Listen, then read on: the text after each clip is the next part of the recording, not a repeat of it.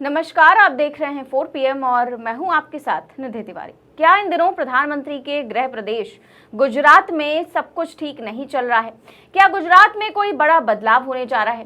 दरअसल ये सवाल इसलिए उठ रहा है क्योंकि जिस तरीके से गुजरात में पिछले कुछ दिनों के जो घटनाक्रम घटे हैं, उससे यही संकेत मिल रहे हैं कि भाजपा के लिए गुजरात में कुछ तो गड़बड़ चल रहा है। अभी 2 दिन पहले ही हमने आपको ये खबर दिखाई थी कि कैसे एक झटके में भाजपा के 100 से ज्यादा पदाधिकारी कार्यकर्ता कांग्रेस में शामिल हो गए।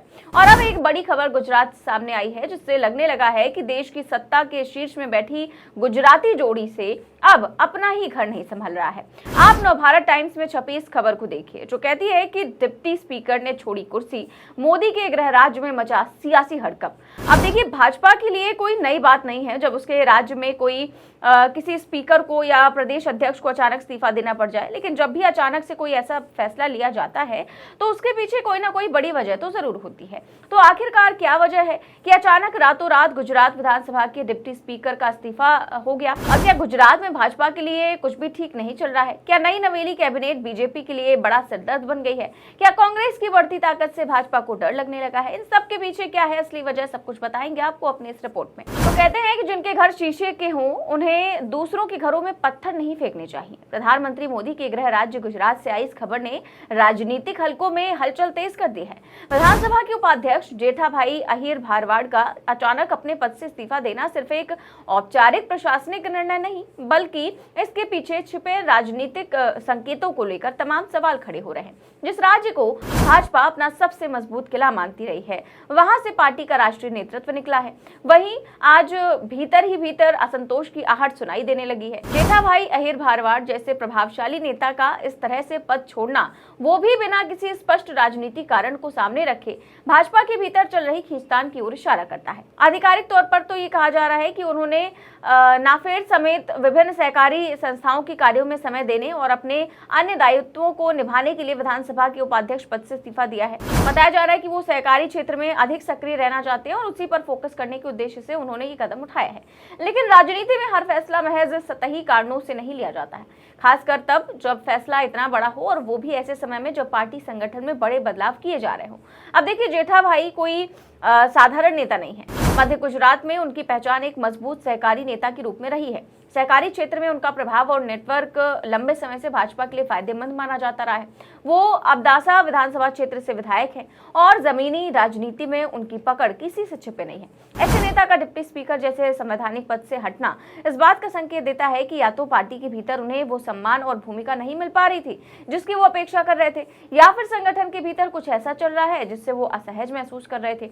ये भी गौरव करने वाली बात है कि जेठा ने अपना इस्तीफा गुजरात के मुख्यमंत्री भूपेंद्र भाई पटेल, भाजपा प्रदेश अध्यक्ष जगदीश भाई विश्वकर्मा और संगठन मंत्री रत्नाकर जी की मौजूदगी में विधानसभा अध्यक्ष शंकर भाई चौधरी को सौंपा।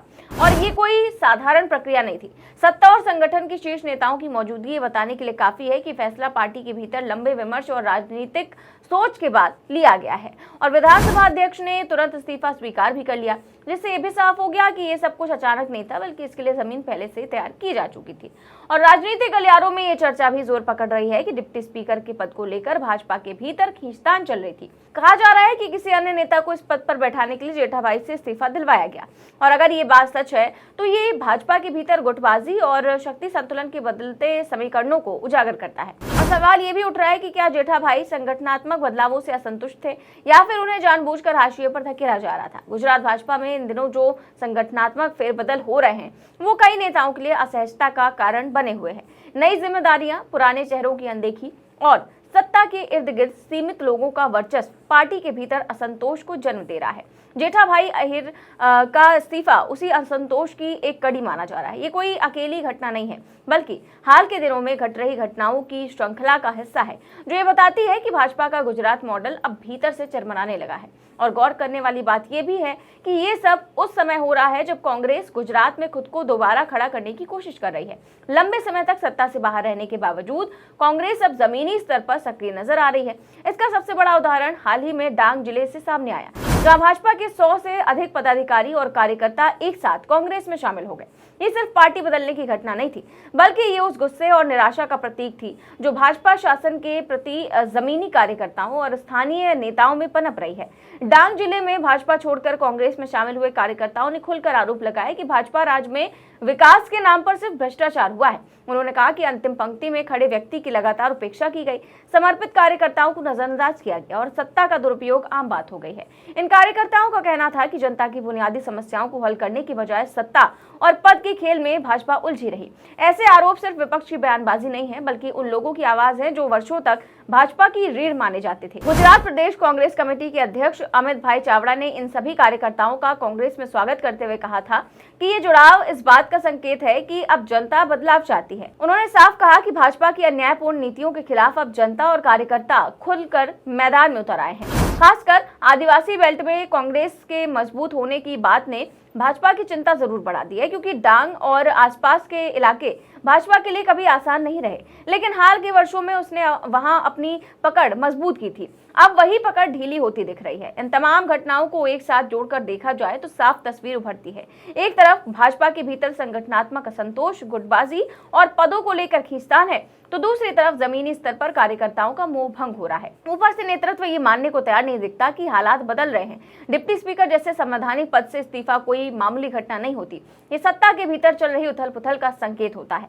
भाजपा ने हमेशा गुजरात को अपने मॉडल स्टेट के रूप में पेश किया है। विकास, सुशासन और मजबूत संगठन का दावा किया गया, लेकिन आज उसी गुजरात से जो खबरें आ रही हैं वो इन दावों पर सवाल खड़े करती हैं कि अगर सब कुछ ठीक होता तो क्या डिप्टी स्पीकर को इस्तीफा देना पड़ता? अगर पार्टी के भीतर संतुलन बना होता तो क्या इतने बड़े पैमाने पर कार्यकर्ता पार्टी को छोड़ते? ये भी सवाल उठता है कि क्या मुख्यमंत्री भूपेंद्र भाई पटेल की नेतृत्व क्षमता को लेकर भी पार्टी के भीतर असमंजस है? केंद्रीय नेतृत्व का लगातार हस्तक्षेप, संगठन और सरकार के बीच तालमेल की कमी और फैसलों में पारदर्शिता का अभाव, इन सब ने मिलकर हालात को और ज्यादा जटिल बना दिया है। जेठा भाई का इस्तीफा इसी जटिलता का परिणाम माना जा रहा है। फिलहाल भाजपा भले ही कह रही हो कि इस्तीफे के पीछे कोई राजनीतिक कारण नहीं है, लेकिन राजनीति में सच ज्यादा देर तक छिप नहीं सकता है। आने वाले दिनों में ये साफ हो जाएगा कि इस इस्तीफे के पीछे असली वजह क्या थी।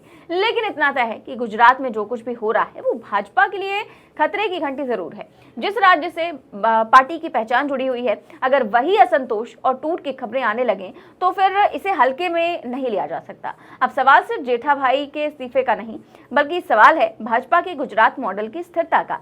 सवाल है उस राजनीतिक वर्चस्व का जिसे अजेय माना जाता रहा है, और सवाल है उस भविष्य का जिसमें गुजरात की राजनीति शायद एक नए मोड़ की ओर आगे बढ़ रही है।